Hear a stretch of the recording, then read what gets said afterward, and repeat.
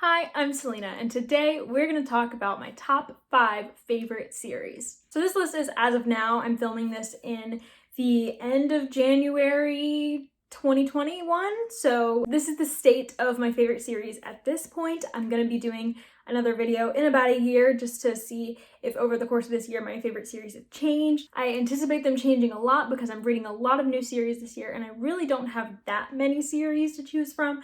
I read a lot of standalones or like first books in series, but I don't continue with a lot of them and I haven't opened a lot of series, but that's changing this year because I got a lot of series on my TBR. Also, I just wanted to throw in here before we get into the top 5, an honorable mention, The Raven Cycle. I read this when I was 16 and didn't fully see the hype, and then I reread it at age 19 or something and fully saw the hype and was super on board, loved it.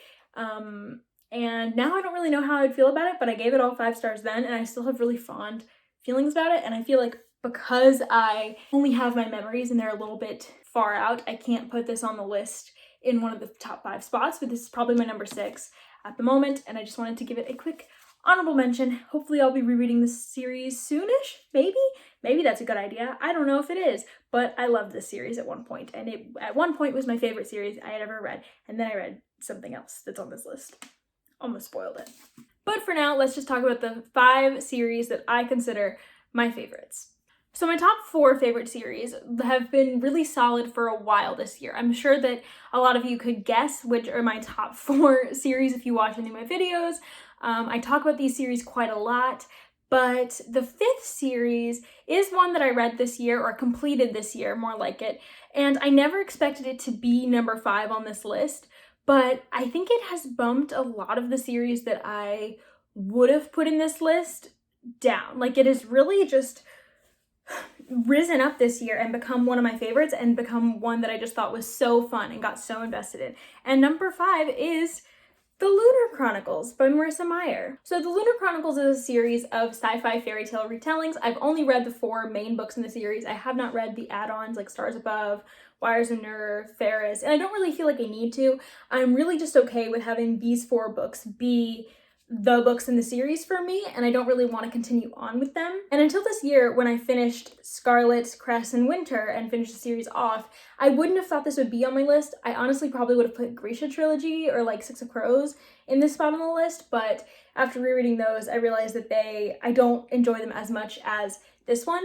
This is the YA series that I have read most recently and finished and loved most recently. A lot of the YA that I read when I was first getting into reading, I don't have as strong of feelings about anymore, but these are ones that I didn't read until now and still have so many good feelings about them. I'm a plot reader and I think this series has a really fun plot, but it's honestly the characters and their dynamics that really get me with this series. I really do think the plots are really fun. I love the fairy tale retellings. I love how Marissa Meyer puts her spin on it. I think her writing style is really easy to blow through and really they're just fun and quick and easy. But it is the characters, and as the series goes on, especially the last 2 books, Cress and Winter, as these characters meet each other and form crews and form friendships and form bonds and have different dynamics, it really just becomes one of my favorite fictional groups to follow. And I love having a nice crew. I love having a really fun crew to follow with really great relationships and dynamics with each other. This series is pretty heavy on the romance, and I don't usually love romance to take over parts of the book, and I don't really mind it much in these. There's some couples that I'm into more than I am others in this series, but I really don't mind that they have the time they do, that romance has the time it does in this series, because the romances are just really fun and really sweet. And in Cress specifically, I love the dynamics so much. Their dynamics are all so good with each other, and it just doesn't bother me.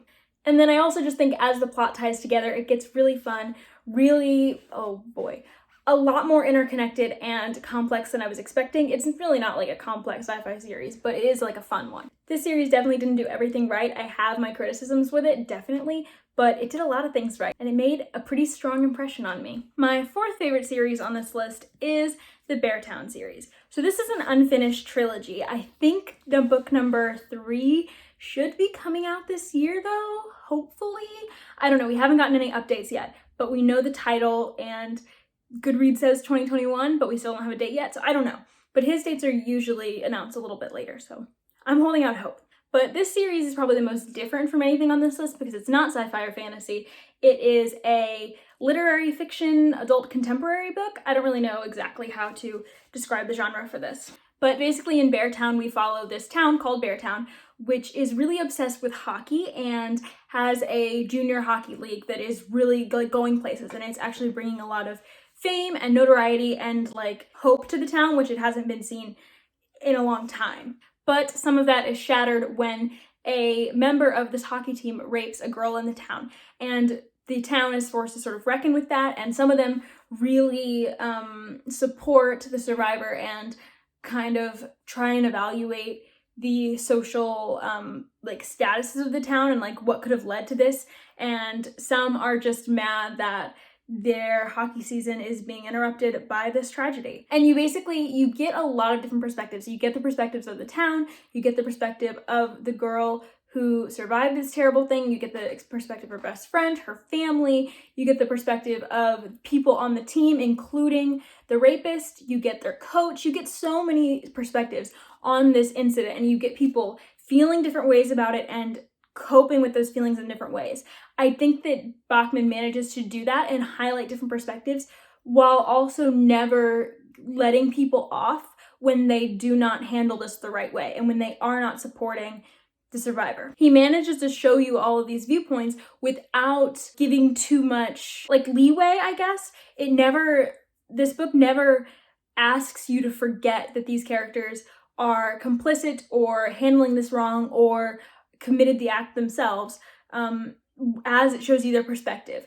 It really does make a focus on the survivor's story and how affected she was by this, while it also shows you different perspectives that really just highlight how other people's reactions can amplify that pain. And it just is, it does it in such a beautiful way that I love this series. And then the second one basically picks up where we left off with Beartown, and I really do think Beartown works on its own as a standalone, but I loved this second book so much because I got to see all the characters again, and I think this one moves a lot faster than Beartown does because Beartown, we don't really that event that I just talked about doesn't really happen until halfway through the book, so we aren't dealing with the fallout right away. We really set the stage for the town and the characters, whereas Us Against You really shows you a lot of action sort of right away. And I think that there's a way in which Bachman writes these books kind of like a thriller in some spaces, not in a weird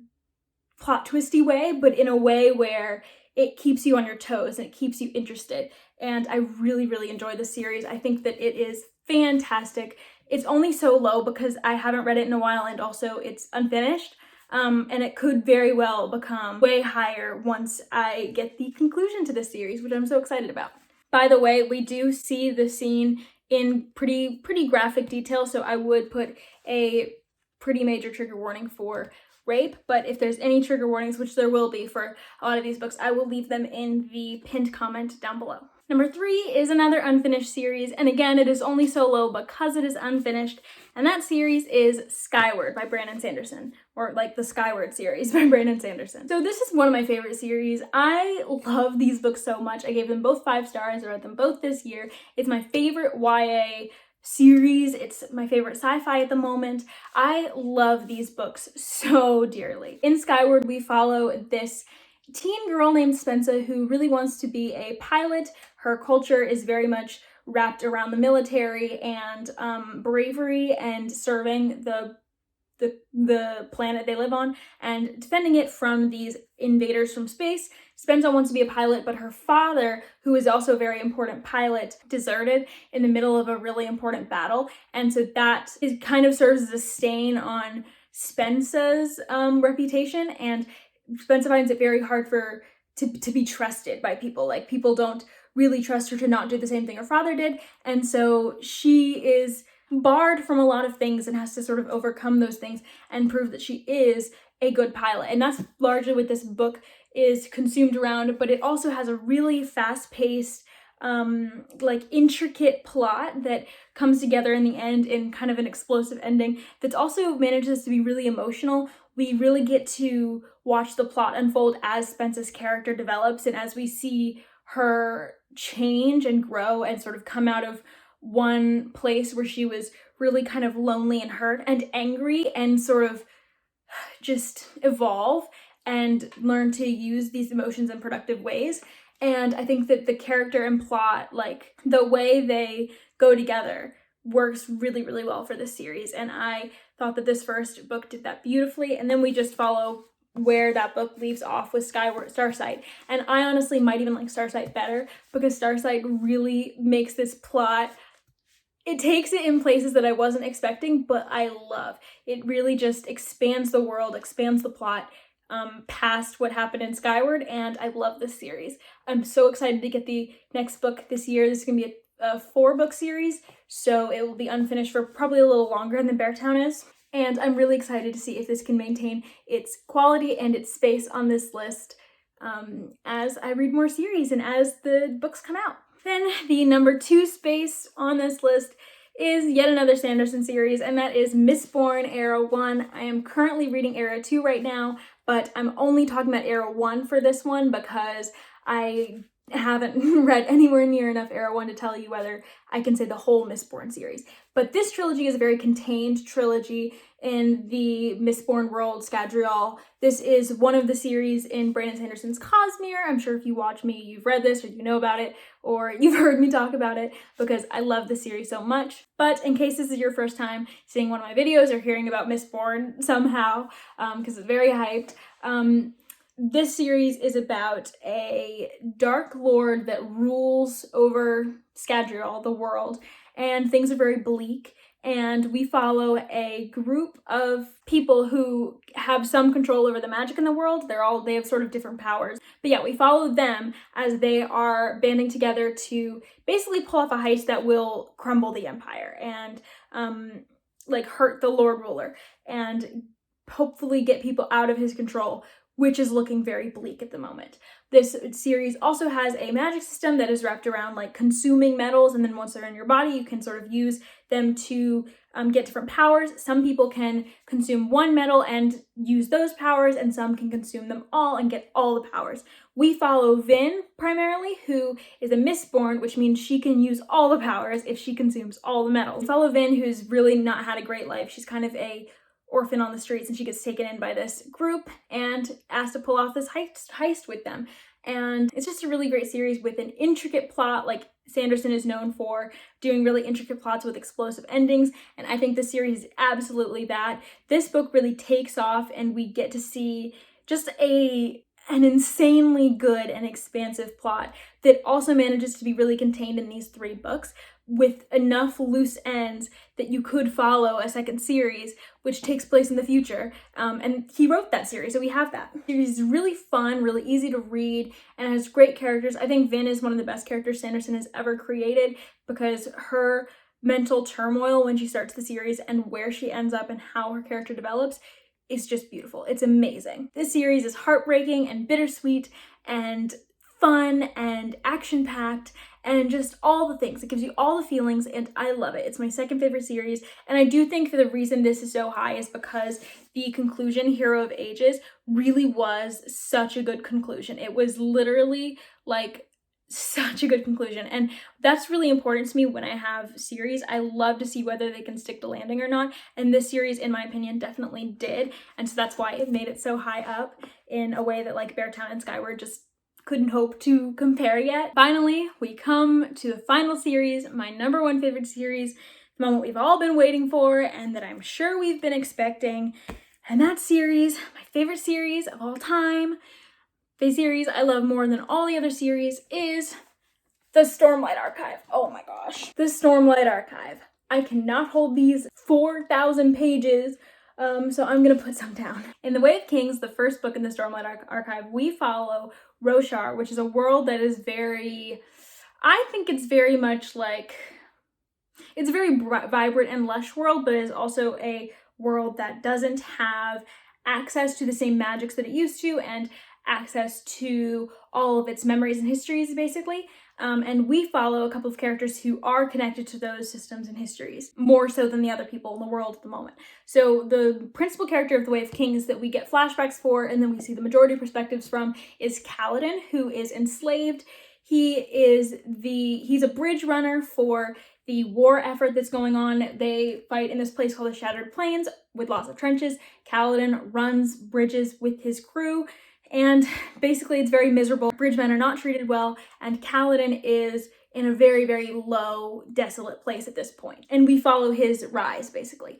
And then we also follow a high prince, or basically a general, who is also on the war front, and who is kind of coordinating this war against their rival race, basically the Parshendi. Parshendi are these non-human beings on Roshar that have ordered the assassination of Dalinar's brother 5 years ago, and ever since, Dalinar and his armies have been fighting them. But now Dalinar is starting to get sort of, what is the word? He doesn't really want the war effort to continue in the way it has. He sees how it's weakening his country. He sees how the High Princes aren't really banding together, and so he's getting second thoughts of how this country should be led, and he's also getting images of a end of day situation called the Desolation. Those are two pretty big perspectives, and then we have a third named Shallan, and Shallan is basically posing as a scholar with one of the most important scholars in the world in a completely different city in order to steal something from her. That's the best I can describe this first book. This is an epic series. The character work is amazing with this series. I'm sure you know, because I'm sure a lot of you have read it, but the character work is absolutely stunning. The plot is absolutely stunning. This book is a lot of, I guess you could say it's a lot of setup. It's very slow, character driven, but I was engaged the whole time. I thought that the perspective of Kaladin, especially in this book, is just so compelling. Next to the world, which is also so compelling and vibrant, you have this very depressed, very low character who feels like he is just unable to come back from the depths of basically despair that he's in, and to see that contrast was just beautiful. And then you slowly see how Kaladin gets where he is. You see the backstories of other characters in the later books. You see as the war effort and how the threats to Roshar basically come together in later books. You get a lot of questions answered, and you get a lot more questions, and everything just keeps getting bigger and more expansive, even as you get a closer look in the characters and you get a deep look into their minds, so that you can sort of predict their actions and feel like you know them. And that's probably why I love this series so much, partially because of how contradictory it is, or how contradictory it seems. This is at once a very expansive look at a world and a worldly battle with lots of different interludes of different perspectives of people who aren't directly connected to the plot. You have tons of characters that we follow, and yet I get a deep look at so many characters. It is also intensely personal, even as it is so expansive. And so that's definitely part of the reason why I love it, how Brandon Sanderson strikes that balance beautifully, in my opinion. And then also how mental health is portrayed in this series means so much to me. It has been there when I've been through situations like the characters, or when I can relate to the characters, and it has provided just a comforting feeling to me, even when it shouldn't be all comforting. I don't know, it's just, you see these people who feel like they are feel so broken just come together and have to kind of save the world, and it's just a really great portrayal, and it makes me feel so happy that I have this book in my life. So yeah, it'll probably always be my favorite series for that reason. I don't know that another series could do emotionally what this series did for me, because it is so intensely personal, but that's the Stormlight Archive for you. Okay, thank you for watching this video about my favorite series, and tell me your favorite series in the comments. You can do top 5 or just number 1. Do they match any of mine? Do you disagree with any of mine? Thank you for watching, and I will see you next time. Bye.